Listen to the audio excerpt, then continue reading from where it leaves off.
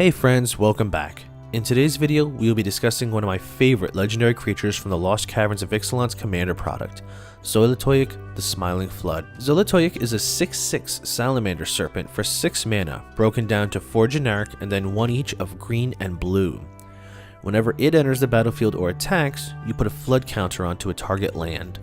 That land is an island in addition to its other types for as long as it has a flood counter on it.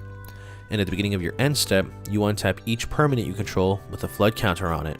This was one of the alternate commander options in the Explorers of the Deep Precon deck, and while a lot of folks opted to take it out of the deck, likely due to its mana cost being rather steep or it not being a Merfolk, I'm instead going to be making it the commander in this build. I think Xolatoyac has a lot of value to be had in its ability to turn lands into islands.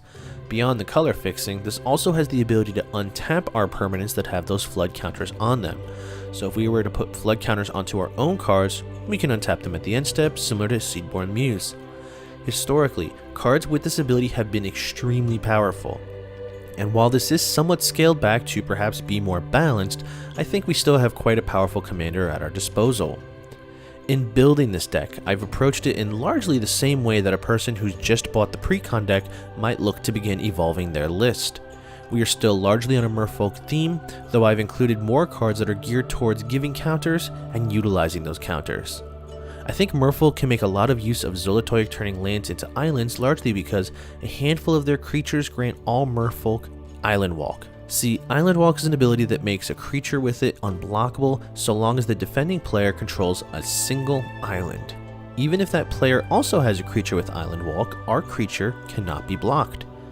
This makes it a lot easier to get damage through, and since our secondary strategy does rely on +1/+1 counters, that damage is going to stack up rather quickly. So let's begin this deck with our Merfolk. The two most valuable Merfolk in the deck are Master of the Pearl Trident and the Lord of Atlantis. These two are functional twins, both giving our other Merfolk creatures +1/+1 and granting them Island Walk. Getting just one of these out can make our entire board unblockable, and it should be a priority when you're looking to mulligan or to tutor. These two are also our primary Lord creatures, but we do run a few others that provide buffs to our Merfolk. Deeproot Elite puts a +1/+1 counter onto a target Merfolk whenever another Merfolk enters the battlefield. In essence, while this is in play, every Merfolk we have enter the battlefield could, in theory, come in with a +1/+1 counter on it. We can also choose instead to stock up those counters onto another singular creature, making it immensely powerful. I personally like to go wide with my counters, as we'll see later, the value it provides is much greater. Merfolk Sovereign grants +1/+1 to our Merfolk, and what's more, we can tap the Sovereign to make a target Merfolk unblockable this turn. While that ability becomes irrelevant once we get Island Walk online, it is helpful at times if we're not able to access the Island Walk. Merrow Regery gives +1/+1, and then whenever we cast a Merfolk spell, we can either tap or untap a target permanent. This can be used to untap our key cards or to tap down problematic cards on our opponent's boards. This can also target lands and artifacts, so if you need an extra mana or your Soul Ring untapped for a follow-up spell, this is a great way to help develop your board state. We can also use this offensively by tapping down whatever threat our opponent has, or tapping their lands down to lose their tempo, just to keep them off of their largest sources of mana. Metallic Mimic acts in a very similar fashion to the Deeproot Elite.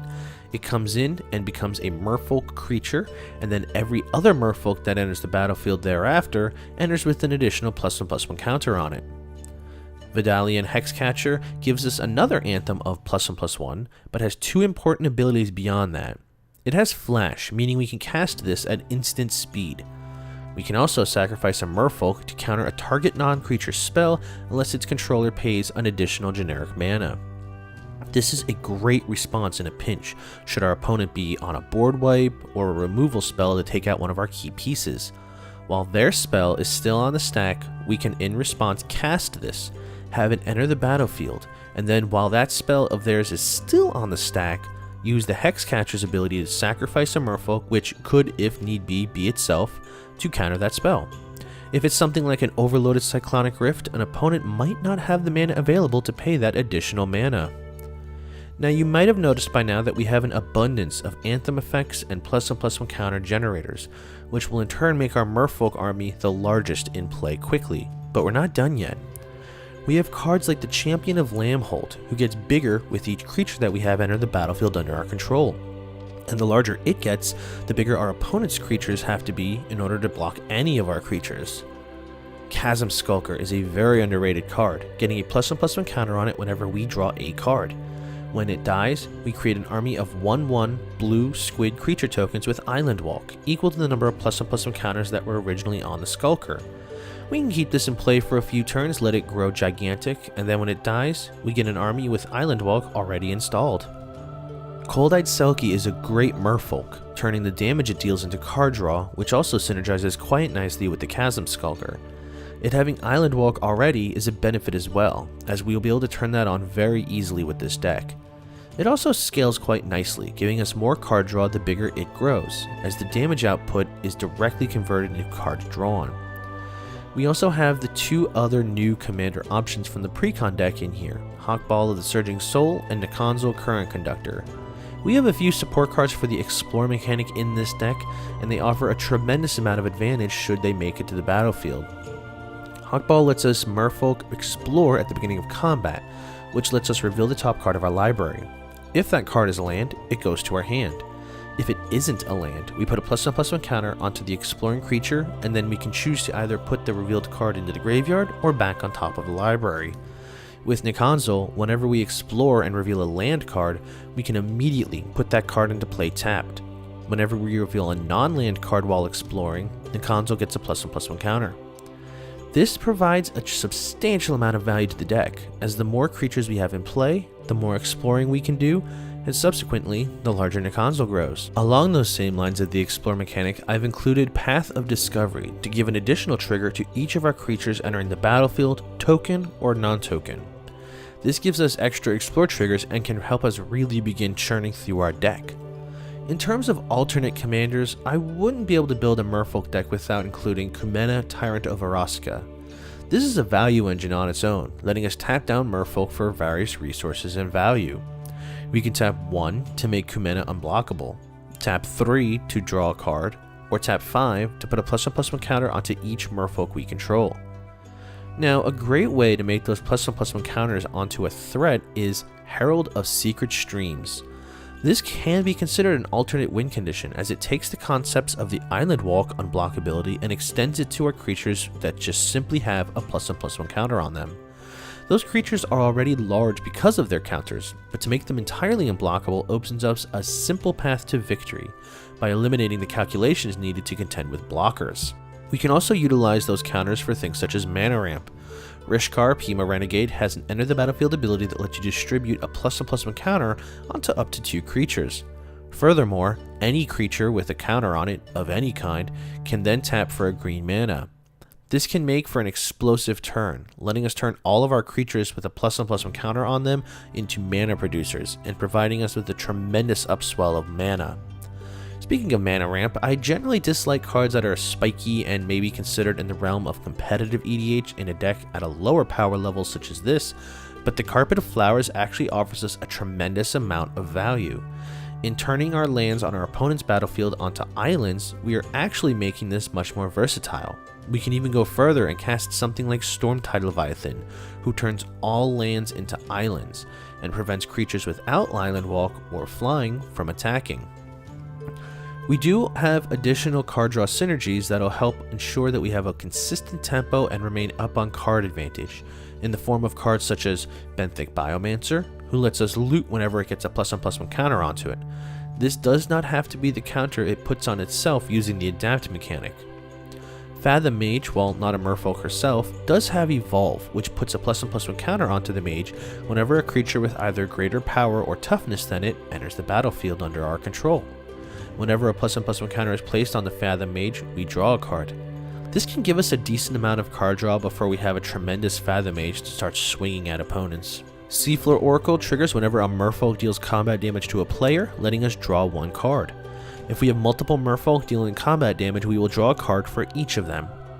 Sentinel of the Ancient City has Vigilance, and whenever it enters the battlefield or attacks, we create a map token.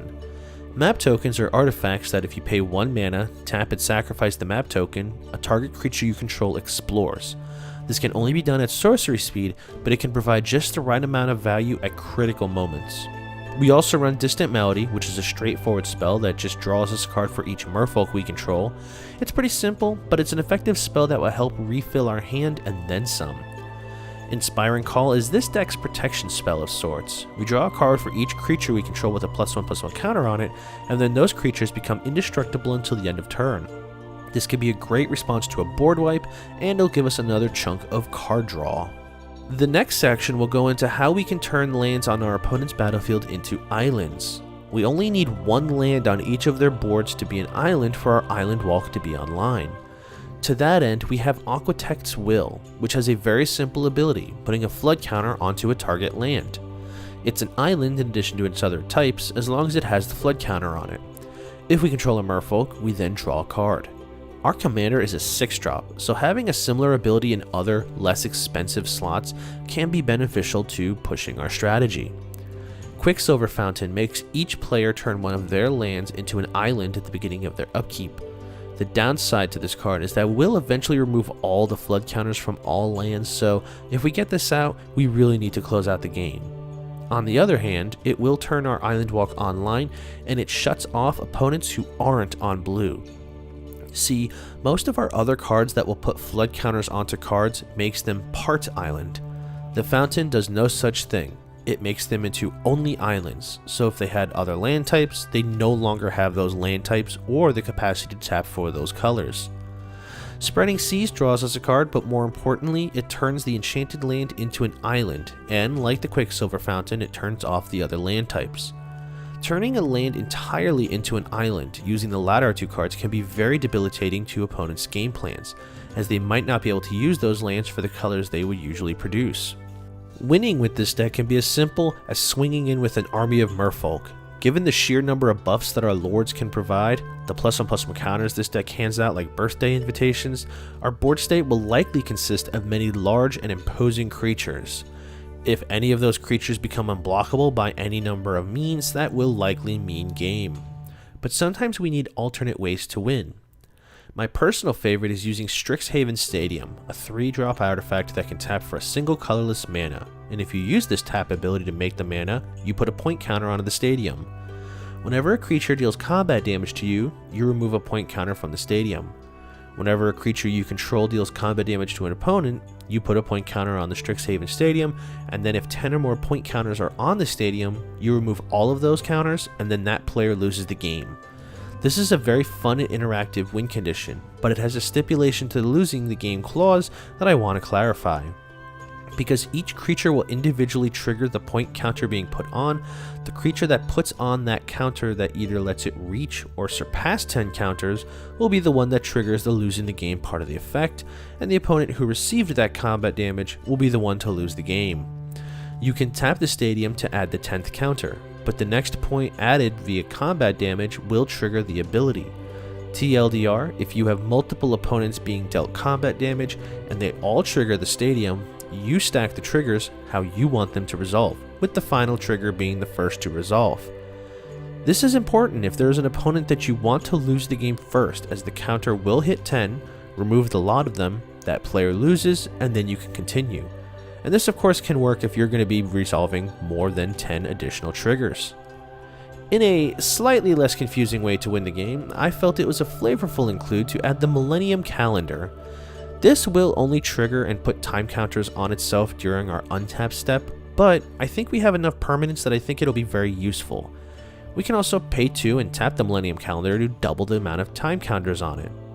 When there are 1,000 or more time counters on the Millennium Calendar, you sacrifice it and each opponent loses 1,000 life. It is possible to win with this ability, though a bit humorous, and it can be especially potent to have this out with the aforementioned Strixhaven Stadium. These two are high priority targets for opponents' removal, so having them both offers us a contingency plan for when inevitably gets removed. We also have Simic Ascendancy, which is probably the easiest of these win conditions to pull off. Whenever we put any quantity of +1/+1 counters onto creatures we control, we will put an additional equal quantity of growth counters onto this card. At the beginning of our upkeep, should we have 20 or more growth counters on it, we win the game. This is simple and straightforward, and it synergizes beautifully with so many of the cards in our deck. The main goal of the deck is simple: get out Merfolk, make them big, make them unblockable, and swing in for tremendous amounts of damage. We can pivot to some of our alternate win conditions if the combat side of things gets tricky, but ultimate, we have a very resilient and aggressive strategy that can win hard and fast. Murfolk are powerful and popular in the modern format, and the commander iteration is right up there. This will, for now, conclude our look at Xolatoyac, the Smiling Flood. Do you have some interesting tech for this build that we didn't look into? Feel free to sound off below. For the full list, please check out the Moxfield link in the description of this video. If you enjoyed this video, a like and a share are tremendous support, and I thank you for it. If you're new here, do consider subscribing so you'll never miss a new video, and I appreciate the time you spent with me today, and as always, I'll catch you all in the next video.